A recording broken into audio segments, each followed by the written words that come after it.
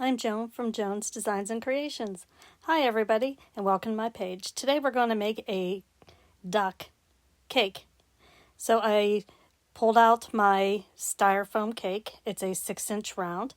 And then I cut a piece of the rhinestone sheets that I got from Tina's Tasteful Treasures. And it's such a beautiful design and very easy to work with. I put it around the sides of the cake, and it's a purple with pearls on it. It almost fit the whole way around, so I just had to cut a section of a piece that completed it, and then of course had to make sure my design was going in the right direction. And the first time I put it on, it was going in the wrong direction. So I had to cut it to size first, and then I adjusted it to make sure that I had the design continuous so that you couldn't see where they met. And it went up to the other piece very nicely. And whenever I put my design on it, you won't even know. I was able to just press down those sides, and it made a nice barrier on the top of the cake. Next, I took my spackle and just did a big shell design around the sides and in the middle and just filled it up. I left it flat because I wanted to have everything lay flat.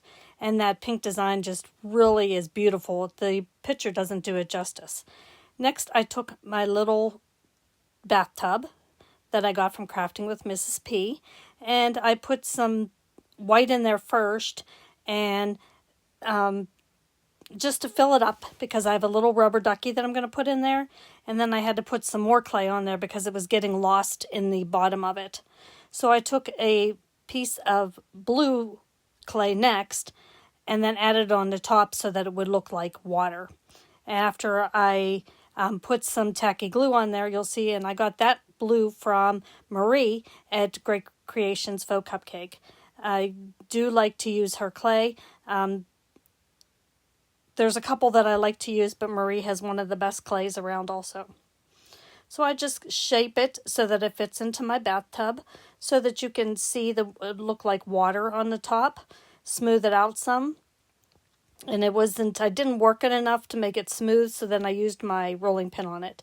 And then I just added it to the top, and that raised up where I was able to put my duck.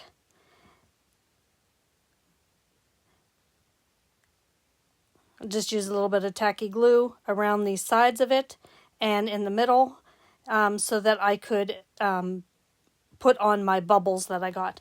I got fake bubbles, and I got those from Crafting with Mrs. P also.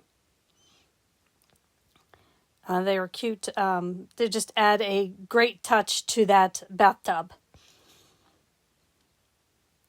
Of course, you work with tacky glue, you get some on your hands. So I just put them around the sides of the bathtub so that it will look like the duck is taking a bubble bath. And there you see the end product. I stopped it so that you didn't have to see me just put all those bubbles in there. Next, I got my big pink duck that I got at Five Below. It was adorable, and I thought, well, if they would have had a yellow one, it would have even been any better. It would have been better, like the one that they have that floats around in a lot of the rivers. And I know it's coming to Pittsburgh this summer sometime. But I love the yellow pink. So I just also added some tacky glue to the spackle. It has been sitting for a while, so it's set up. And then I had to play with where I wanted to put the bathtub in there so that it stayed on my cake. That big pink duck, it just took up a big area. I had to rearrange it a couple times so that I could get my bathtub to stay on there, and I didn't have any worries about it falling off. So I switched the angle of the duck and then put some more spackle in there to hold it in place, and then it worked out really well. I was confident that the big duck was going to stay, plus then my bathtub was going to stay. And then I used some small balls that I got from Hobby Lobby to add some more bubble-like colors to the whole top of the cake. And I used some just blue in the back, and then I used a couple different colors in the front.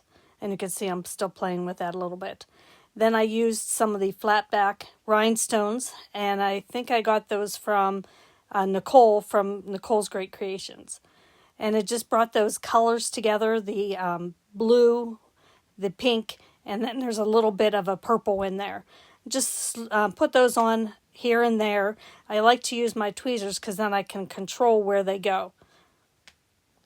And then next I make my bow, and I have that blue that pretty much matches that, and I cut different strips of it. I didn't want a huge bow in the front like I would normally make because I didn't want to hide that pink rhinestone.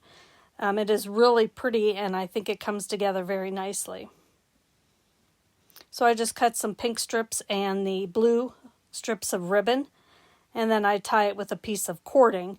I just make a sloppy bow, but it goes on the front of there nicely. I'll tie it up and just work it, fluff it up so that it creates a nice display of all of those colors together. That my pink has some little white dots in it, so it works out very well. Then I just trim them up. My scissors, I have to get new ones. They're crappy, so I have to really work at it to cut it. But I was very happy with the way that it turned out, so the colors that it brought together. And then I attached that with some super glue. And then I have a piece that I put on the front, and of course I kept dropping it, and it fell on the floor, and instead of search for it, I just got a little smaller one, same color of that blue, to go on the front just to finish it out. Thank you for joining me today.